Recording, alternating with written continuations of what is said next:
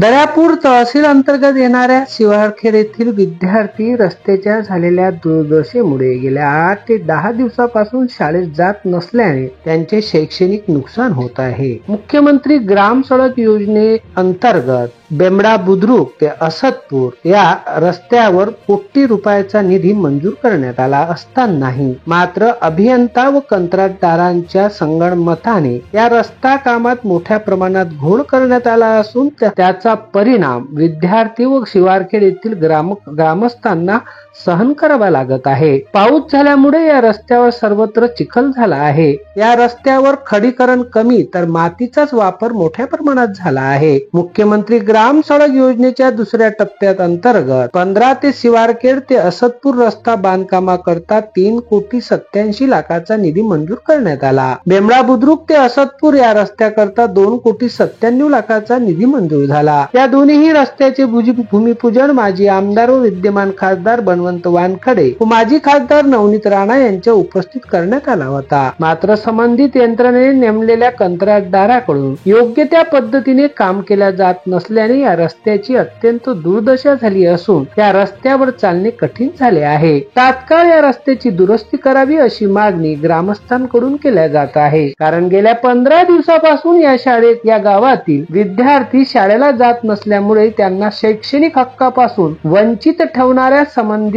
अभियंता व कंत्राटदारावर योग्य ती कारवाई करण्याची मागणी करण्यात आली आहे।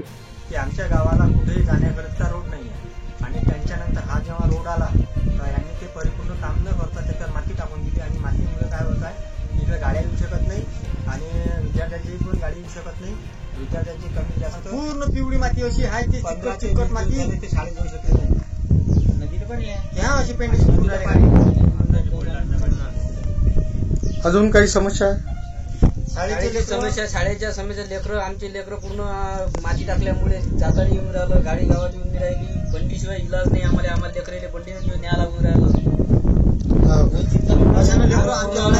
आणि आमच्या इथं जर पेशंट बिमार पडला सध्या आता युद्धापाची साथ चालू आहे तर त्याने न्यायासाठी आम्हाला इलाज नाही आहे।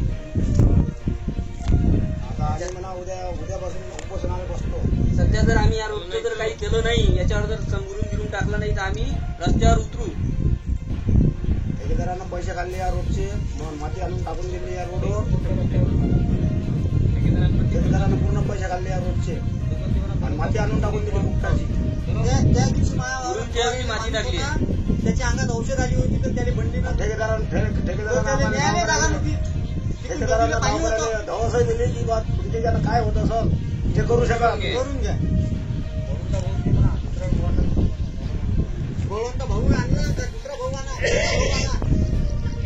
हा रस्ता कुठून कुठपर्यंत चालला?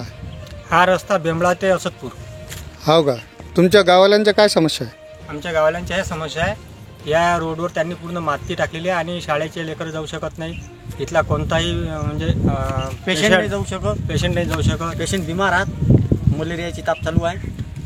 कोणताही पेशंट बिमार पडला तर न्यायचा आम्हाला दिक्कत येऊन राहिली। तिकून नदी आहे, इकून पूर्ण रस्त्यावर माती टाकल्यामुळे काहीच जात नाही गाडी, बंडीशिवाय आम्हाला इलाज नाही।